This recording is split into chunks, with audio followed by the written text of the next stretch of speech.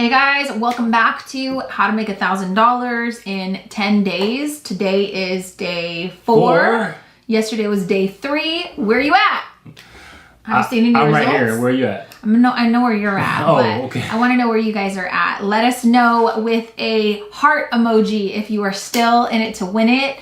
Let me know if you have, how much in sales have you actually generated this week? We're a couple days in. We've challenged you to do some scary, maybe out of your comfort zone things. And I hope you're sticking around. We've seen lots of comments, lots of great victories. We've shared a lot. And I hope that you're getting some sort of traction. If you haven't closed any sales yet, stay hopeful because today's only day 4. And we've got up to day 10. Yeah. And so I know that if you continue to stick with it, you're going to see some great results. Yeah, and stick with it is super important because you may be at 0 right now. And the most genius thing you can do is not quit. Right. And so stay with it, keep going. Things will turn around. Now, if you're up, let's say, you know what, you are eclipsed 1,000. Keep going. Yeah. Don't stop.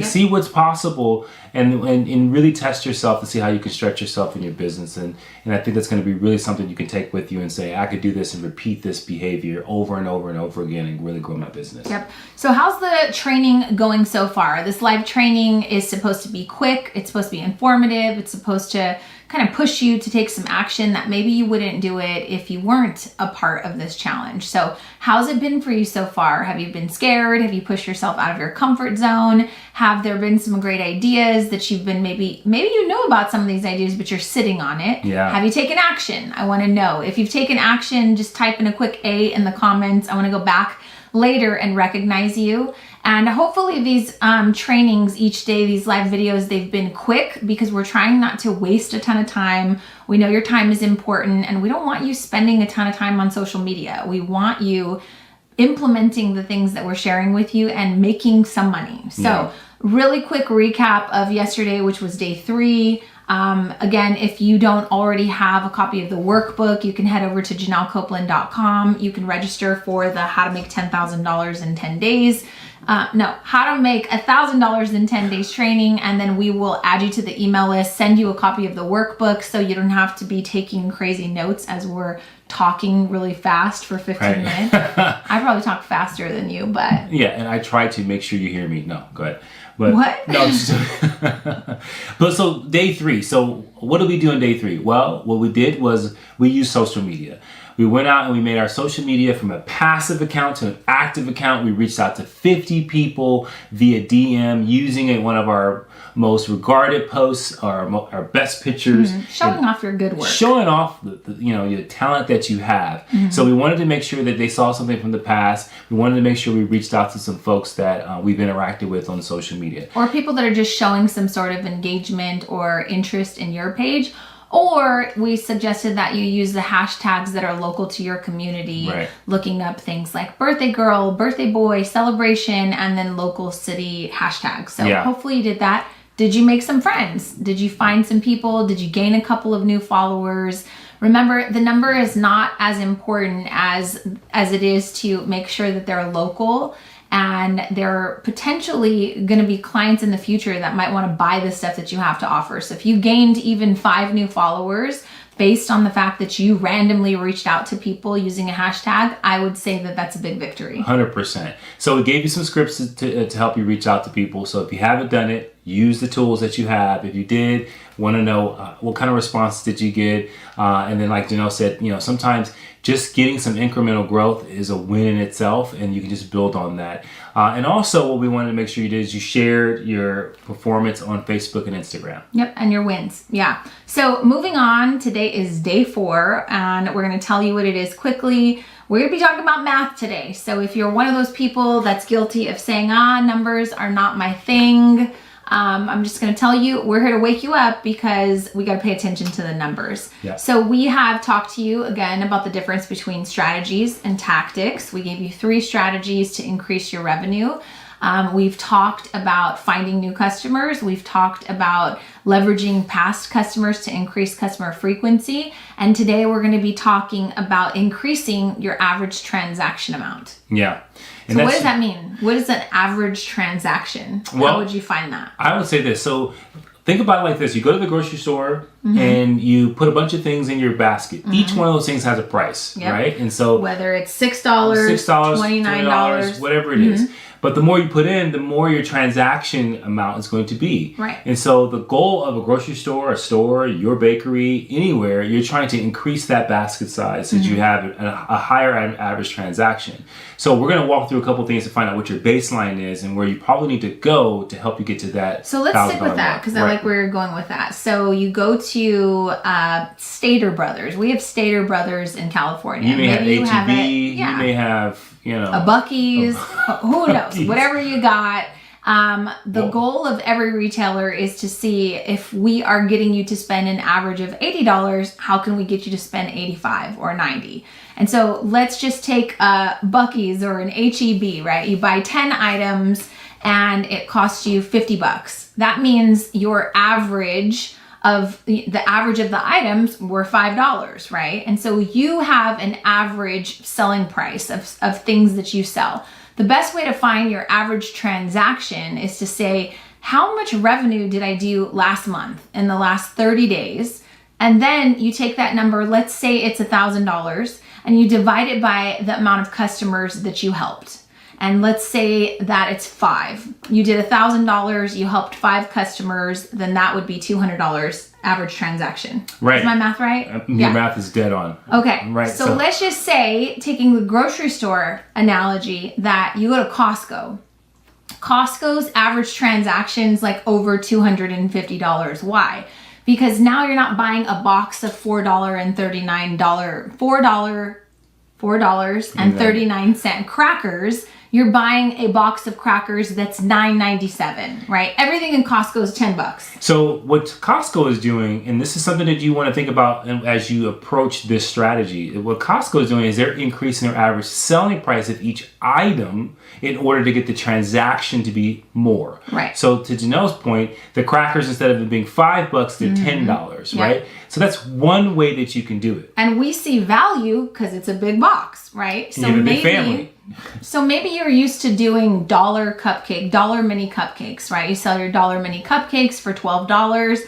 We're not doing that anymore. We're trying to figure out how to increase the value of the thing that you sell while increasing the price of it so that your average transaction to all of the customers that you serve will be greater. Yeah. And so that's one way. The other way you can do it is that you add more to the actual basket or to the purchase. So instead of a customer buying 2 items from you, you get them to buy 4, right? And if each one of those things are $10 and you were normally getting $20 per customer, well, just getting them to buy 2 more things for $10 now takes your average transaction to $40, which gives you a 50% increase in sales. So here's what we want to do. We don't want to be confused by percentages and stuff like that.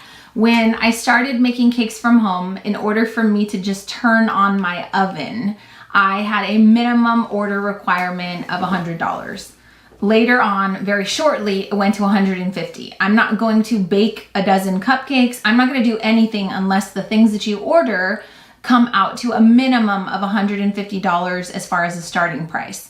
It's fair to say then my average transaction was always over $150, right? Right. When I got into my brick and mortar bakery, I couldn't just demand that everybody that walked into the store spent $150 if the cupcakes were $3, right? And so my average transaction went from like $170 at my house all the way down to like $23. Why? Because people were buying 4 to 6 cupcakes. So I had to figure out each year over year, to get that average transaction to be higher and higher. So that meant that instead of just buying 4 cupcakes, we were going to try to upsell them to a box of 6.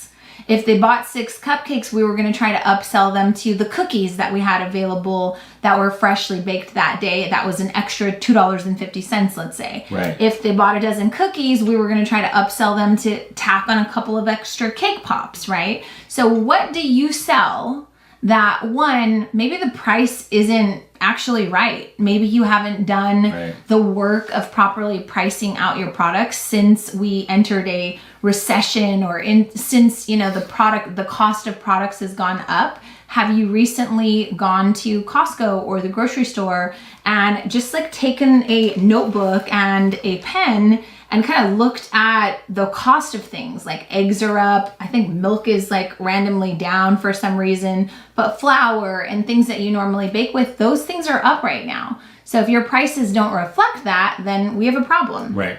Maybe it's time to do that. So step number 1 of this is make sure you're properly priced. Chances are you need to be charging more.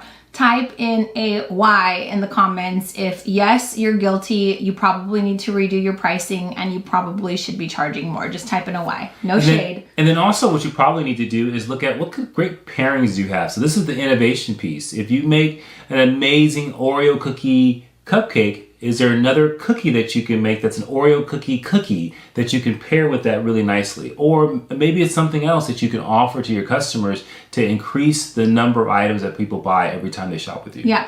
So an example of another way to increase your product price would be, can you make it more valuable? Can you turn it into something like Costco, right? So Amy Romerell, she's one of our students that went through Passionate Profit. She's amazing, still working with us years later.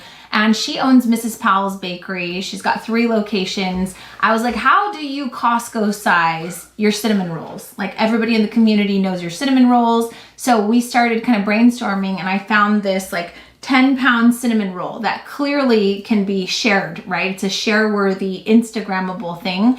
Maybe she's not gonna sell a ton of them, but if you sold 1 cinnamon roll for $30 and you sold 2 a day, that would be great, considering your cinnamon rolls cost $2.50, right? So could you do something that's out of the box, kind of ridiculous, but something that people would go crazy over Instagram or TikTok or whatever, and you'd get a couple of orders that came in per week or per month? That's kind of what one of the challenges is that we're posing for you. Yeah. And you just got to do the math, right? And so a quick thing that you can do now is you can look at your total sales. Look at your whole, last 6 months, whatever you want to look at, and get a baseline of what your current average transactions are right now. Take the number of transactions you had and your revenue and divide them. And what you will get is, let's just say a number of $64, for example. Now you know what your baseline is on average every time you interact with a customer. And so now the goal is to say, what percentage do you want to increase that in order to either hit the goal in this challenge or to have sizable increase in your business? So let me give you an example, because this challenge is how to make $1,000 in 10 days, right? Well, there are several ways to do that based on the fact that some of you sell cookies, you sell cake pops, some of you only sell wedding cakes. You just need 1 sale to hit $1,000, right? And so let's just say that your average transaction was $62.50, right? That's not bad, it's reasonable. Maybe you sell little items, and on average, after you do the math that Eddie just told you to do, you realize it's $62.50. All you gotta do is divide that by $1,000, and that would tell you that you have to serve 16 customers with an average transaction of $62. It's gonna take 16 people to get you to 1,000. That's not that many. Right. Especially considering we're having you reach out to 50 customers a day, right? Right. And so it's not that many, but could it be different? Of course it can. Let's say that you take your average transaction from $62.50 all the way up to $83. It's a little bit of an increase, right? It's about $10. So now your average transaction is $83. You divide that by 1,000, guess what? Now you went from helping 16 people to you only need 12. I like that. That's great. 12 orders is easier to manage than 16, right? Let's say that you go from 83 to 125. Some of you have a starting cake price of 125. Guess what? In order to get to 1,000, you only have to serve 8 customers. In the next 10 days, we have to close 8 customers. That's working smarter. That's so easy, right? For sure. And so let's just say, for the sake of it, you have an average transaction of $250. Maybe your pricing's a little bit better. Maybe you've been doing this a little longer, and your average transaction's $250. You got to help 4 people between now and the end of this competition or challenge, right? I just turned it into a competition. But what would you rather help? Would you rather help 4 customers at $250 a pop, or would you rather help 16 customers at $62.50? I think most of you would agree that the more time we had to ourselves, the more time we'd be able to sign up for challenges, take classes, focus on working on our business versus in our business so much. Maybe you'd actually be able to take a day off. Maybe you'd actually be able to do something with your family or your kids that did not involve work. Right. That's really what we focus on in your time with us in Passion to Profit. Should you decide you want to move on and choose us as your mentors at the end of this challenge, those are some of the things that we really focus on, because you can't just be all business all the time. That's not what life's about. You know, we want to be moms and spouses and good community citizens. And so we want to teach you, if you continue to work with us, that your business is not everything, but you got to work smarter and not harder. Yeah, and I think that when you sit back and you innovate and you come up with different ways to kind of present your products,